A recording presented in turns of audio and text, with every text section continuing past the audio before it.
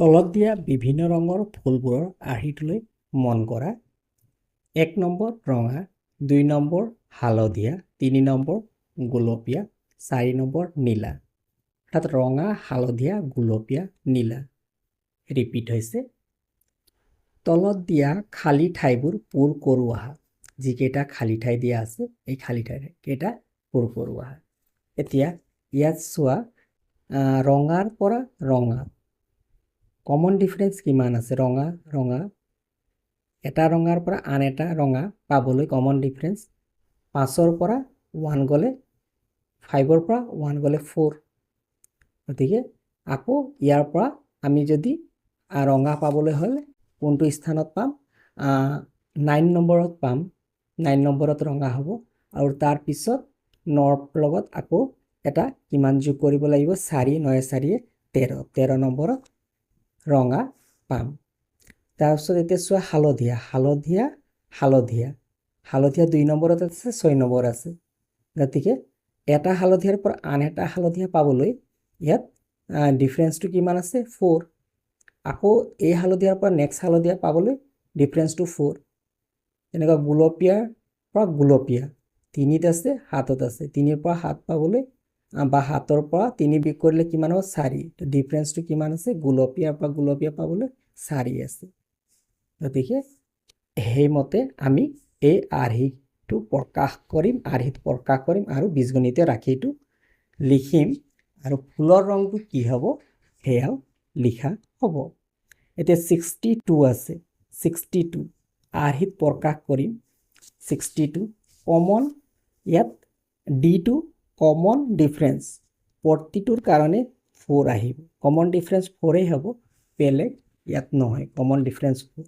এতিয়া 62ৰ কাৰণে আনচাৰটো কৰোঁ আহা। 62 আৰ্হিত প্ৰকাশ কৰিলে কেনেকুৱা হ'ব আৰু বীজগণিতীয় ৰাশি আৰু ফুলৰ ৰংটো লিখিব লাগিব।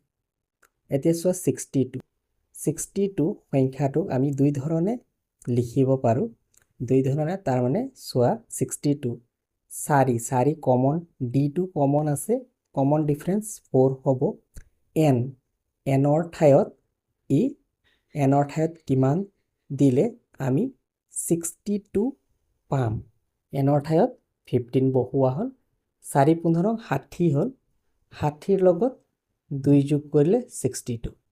এই ধৰণে এটা হ'ব আৰু আন এটা ধৰণে আমি কৰিব পাৰোঁ 4 × 16 দি পেলাই। 4 × 16 কৰিলে 64 হ'ব। 64ৰ পৰা 2 বিয়োগ কৰিলে 62 হ'ব। এতিয়া প্ৰথম ধৰণে কৰিলে কিমান হয় চোৱা যে 15তম স্থানত থকা সংখ্যাটো 62। তেনেহ'লে ইয়াৰ একতম ফাৰ্ষ্ট টাৰ্মত থকা সংখ্যাটো কিমান হ'ব আৰু ৰং কি হ'ব? এইটো 15তমত থকা সংখ্যাটো 62 আমি 1 নম্বৰ স্থানত থকাটোৰ কাৰণে কৰি চাওঁ। 1 নম্বৰ স্থানটোৰ কাৰণে 4 × 1 লিখি ল'বা। 4 × 1 প্লাছ 2 তো 4 এগুণ 4 5 6। তো 1 নম্বৰ ফাৰ্ষ্ট টাৰ্মটো আমি পজিশ্যন অফ দ্য ফাৰ্ষ্ট টাৰ্মৰ 1 পজিশ্যনত থকাটো হালধীয়া বুলি পাইছোঁ, হয়নে? হালধীয়া তাৰ আগতেই আছে, হালধীয়া ৰংটো তাৰ আগতেই আছে। এইটো ছেকেণ্ড পজিশ্যনত 1 দিওঁতে এইটো ওলাইছে, গতিকে এইটো নহ'ব। ছেকেণ্ডটো চোৱা, ছেকেণ্ডটো ইয়াত 4 × প্ৰথম 1 দিয়া পজিশ্যন অফ দ্য ফাৰ্ষ্ট টাৰ্মত, তাৰপিছত -2। তেতিয়া 4 - 2 কৰিলে কিমান হ'ব? 2 আছে, হয়নে? 2 আছে, ফাৰ্ষ্ট টাৰ্মটো হয়। হালধীয়া ৰঙৰ ফাৰ্ষ্ট টাৰ্মটো 2। গতিকে আমাৰ এই যিটো ছেকেণ্ড যিটো আমি আৰ্হি প্ৰকাশ কৰিছোঁ এই আৰ্হিটো হ'ব। গতিকে ইয়াত তোমালোকে লিখিবা 4 × 16। 4 × 16 - 2। 16 আৰু ঠাইত কি লিখিবা n লিখিবা -2 আৰু ৰংটো কি ৰং হ'ব হালধীয়া ৰং হ'ব ইয়াত হালধীয়া লিখিবা নেক্সট কৰা আছে 98 টো চোৱা 8ৰ কাৰণে কমন ফেক্টৰ 4 98ক 4ৰে ডিভাইড কৰিবা ডিভাইড কৰিলে 24 পাবা ভাগফল 4 পূৰণ 24 96ৰ লগত 2 যোগ কৰিলে 98 এইটো এটা পাবা তাৰ পিছত 98ক এনে ধৰণে কৰিব পাৰিবা 4 25 100 100ৰ পৰা 2 বিয়োগ কৰিলে 98 এটা প্ৰথমটোত চোৱা ইয়াত যদি 1 লিখা প্ৰথম পদটো দিবলৈ বিচাৰা 1 লিখা ফাৰ্স্ট টাৰ্মটো তো 1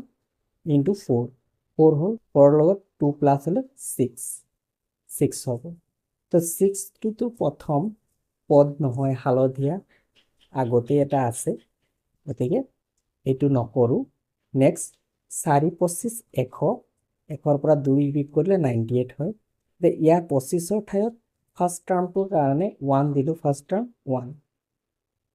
1 into 4 4ৰ পৰা 2 মাইনাস হলে কিমান পাবা 2 গতিকে 2 নম্বৰ স্থানত কিমান আছে হালধীয়া ফাৰ্স্ট টাৰ্ম হয় হালধীয়া ৰঙৰ প্ৰথম টাৰ্ম হয় গতিকে এইটো শুদ্ধ হ'ব গতিকে 25ৰ ঠাইত n বহাই দিবা -2 এইটো হৈ যাব বীজগণিতীয় ৰাশিটো এতিয়া ইয়াত লিখিবা 4 into 25 -2 এইটো লিখিবা তাৰপিছত বীজগণিতীয় ৰাশিটো হ'ব 4n - 2 আৰু কি ৰং হ'ব ৰংটো হ'ব হালধীয়া ৰং হ'ব নেক্সট 27 দিয়া আছে 27টোৰ ক্ষেত্ৰতো এতিয়া এনে ধৰণে কৰিব পাৰিবা 4 7 গুণ 28 7 লৈ ললো 4 7 গুণ 28 28ৰ পৰা 1 এটা বিয়োগ কৰিলে কিমান হ'ব 27 এতিয়া আমি উদাহৰণ হিচাপে প্ৰথম term position of the first term সংখ্যাটো ল'ব যদি বিচাৰো ফাৰ্স্ট টাৰ্ম 1 -1 তো কিমান পোৱা গ'ল 4 গুণ 4 4ৰ পৰা 1 বিয়োগ হলে কিমান পোৱা যাব 3 3টো হৈছে গোলপীয়া ৰঙৰ প্ৰথম টাৰ্ম গতিকে এইটো হ'ব আমি ইয়াৰ আৰ্হিত প্ৰকাশ কৰি 4 into 7 4 7 গুণ 28 বিয়োগ 1 আৰু ইয়াৰ ৰাশিটো বীজগণিতীয় ৰাশিটো লিখিম 4n - 1 আৰু কালাৰটো কি হ'ব গুলপীয়া লিখিবা গুলপীয়া নেক্সট 88 সহজ আছে 88টো 88ক 4 into কিমান লিখিব পাৰিবা 22 4 into 22 কৰিলে কিমান হ'ব 88 যদি তোমালোকে ইয়াত 22 অৰ্থাৎ 22 সংখ্যক স্থানত থকা সংখ্যাটো 88 এতিয়া 1 সংখ্যক স্থান অৰ্থাৎ প্ৰথম স্থানত থকা সংখ্যাটো ওলাবলৈ যদি যাওঁ তেতিয়া হলে 4 into লিখিবা 1 লিখিবা 4 into 1 লিখিলে কিমান পাবা 4 পাবা তো 4টো চোৱা 4ত কি ৰং আছে নীলা ৰং আছে গতিকে এতিয়া আমি আনসাৰ বিলাক লিখি যাওঁ আৰ্হিত প্ৰকাশ কৰিলে হ'ব 4 into 22 আৰু ইয়াৰ বীজগণিতীয় ৰাশিটো হ'ব 4n আৰু ৰংটো হ'ব ইয়াৰ নীলা হ'ব পৰিচাও আহা 4.8ৰ 1a সমাধান স্তম্ভ এত যিখিনি দিয়া আছে লিখা হ'ল স্তম্ভ বিৰো লিখা হ'ল এতিয়া এত থকা সংখ্যা দুটাৰ সম্পৰ্কটো চাওঁ আহা যাতে এনেকুৱা এটা সম্পৰ্ক ওলাওঁ আমি সেই সম্পৰ্কৰ পৰা বি স্তম্ভত থকা মানটো পাওঁ। এতিয়া 3 এগুণ 3 একক 3ৰে পূৰণ কৰা হ'ল 3ৰে পূৰণ কৰা হ'ল আৰু 4 2ৰে পূৰণ কৰা হ'ল 3 এগুণ 3 আৰু 4 2 গুণ 8 এতিয়া কিমান পোৱা গ'ল 3 3 4 2 গুণ 8 অৰ্থাৎ -8 হ'ল 3ৰ পৰা -8 হ'লে -5 হ'ল গতিকে আমি যিটো স্তম্ভ বিত আছে স্তম্ভত বিত থকা সংখ্যাটো পাইছোঁ হয়নে তাৰপিছত নেক্সটটো চোৱা বি নম্বৰটো 15 আৰু 2 15ক 3ৰে পূৰণ কৰা তাৰপিছত 2ৰে পূৰণ কৰা আৰু সংখ্যা দুটাৰ মাজত বিয়োগ কৰা 3 15 45 45 লিখিলা 2 2 4 45ৰ পৰা 4 গ'ল 41 এয়া 41 আছে ঠিক একেধৰণে চি নম্বৰত আছে 3 আছে 3ৰে ইনটু কৰা তাৰপিছত 12ক 2ৰে কৰা তাৰপিছত কৰিলে 3 3 গুণ 9 2 12 24 24ৰ পৰা 9 বিয়োগ হ'লে -15 এইটো মিলিলে 4 আৰু 4ক 3ৰে মাল্টিপল কৰা আকৌ 4ক 2ৰে মাল্টিপল কৰা তো ইয়াত 12 পালা -8 কিমান পাবা 12ৰ পৰা 8 মাইনাছ হ'লে 4 আছে নেক্সট 2 আৰু 1 আছে 2 3ৰে মাল্টিপল কৰা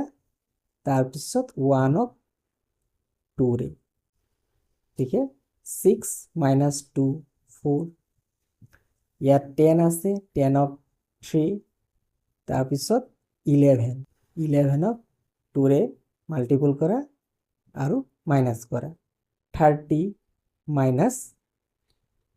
2 11 22 বিয়োগ হ'লে 8 গতিকে ইয়াত চোৱা 3 3 3 3 এইখিনি 3 আহিলে সংখ্যাকেইটা সলনি হৈছে গতিকে ইয়াত তোমালোকে লিখিবা এতেকে নিৰ্ণয় কি উলিয়াব দিছে আমাক বীজগণিতীয় ৰাশিটো এতেকে নিৰ্ণয় বীজগণিতীয় ৰাশিটো হ'ব এতেকে নিৰ্ণয় বীজ গণিতীয় নিৰ্ণয় বীজগণিতীয় ৰাশিটো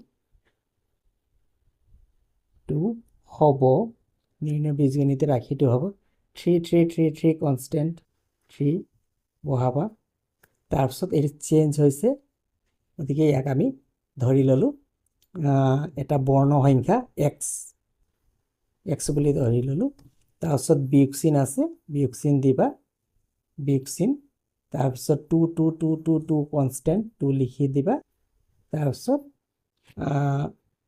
এইটো সংখ্যাটো চেঞ্জ হৈছে বৰ্ণ সংখ্যা বেলেগ এটা বৰ্ণ সংখ্যা দি y গতিকে এইটো হ'ব নিৰ্ণয় বীজগণিতীয় ৰাশিটো হ'ব 5x - 2y এইটো হৈছে 1 এৰ সমাধান কুৱেশ্যন নম্বৰ বি স্তম্ভ এ আৰু স্তম্ভ বি দিয়া আছে ইয়াৰ সমাধান কৰোৱা সমাধান 1bৰ সমাধান স্তম্ভ এ দুটা সংখ্যা দিয়া আছে এই দুটা সংখ্যা অৰ্থাৎ এক স্তম্ভত থকা সংখ্যা দুটাৰ সম্পৰ্কটো আমি ইয়াত লিখিম আৰু এনেধৰণে সম্পৰ্কটো আমি বনাবলৈ চেষ্টা কৰিম যাতে ইয়াৰ মানটো কিমান 17 ওলায়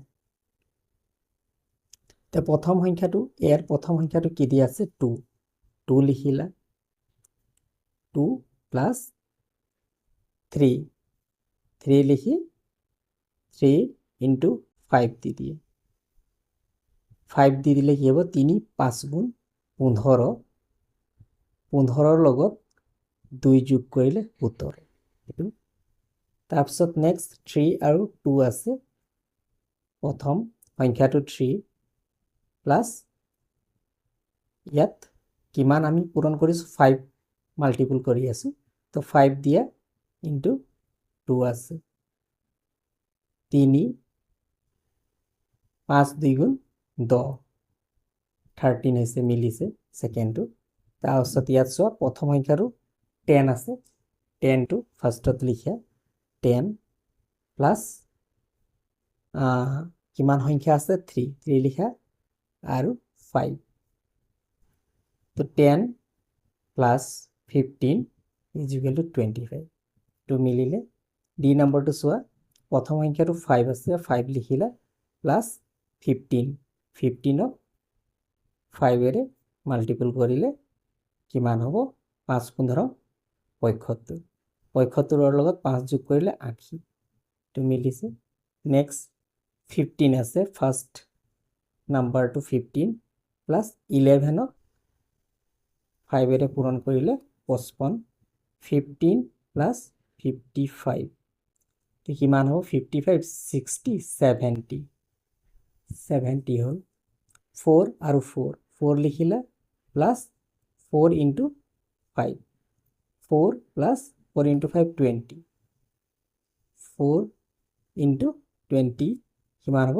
24 গতিকে চোৱা প্ৰতিটো স্তম্ভবিধ থকা সংখ্যা কেইটাৰ লগত মিলিলে এইটো সম্পৰ্কৰ কাৰণে মিলিলে গতিকে ইয়াত কনস্ট্যান্ট কি আছে 5 কনস্ট্যান্ট 5 আছে গতিকে 5 কনস্ট্যান্টটো থাকিবই তাৰপিছত ইয়াত এইটো হৈছে বৰ্ণ সংখ্যা আৰু এইটো হৈছে বৰ্ণ সংখ্যা দুটা বৰ্ণ সংখ্যা প্ৰথমটো বৰ্ণ সংখ্যাৰ কাৰণে x লৈ লোৱা হ'ল আৰু দ্বিতীয়টো বৰ্ণ সংখ্যা এইটো দ্বিতীয়টো বৰ্ণ এনে ধৰণৰ লিখা হ'ল x লিখা হ'ল আৰু দ্বিতীয়টো বৰ্ণ সংখ্যা y লিখিল ইনটু 5 y ইনটু 5 means কি লিখিব পাৰিবা সংখ্যাটো আগলৈ লৈ আনিবা 5y বুলি লিখিবা 5y বুলি লিখিবা এইটো xx y into 5 অৰ্থাৎ 5y এইটো হৈছে আমাৰ 1b ৰ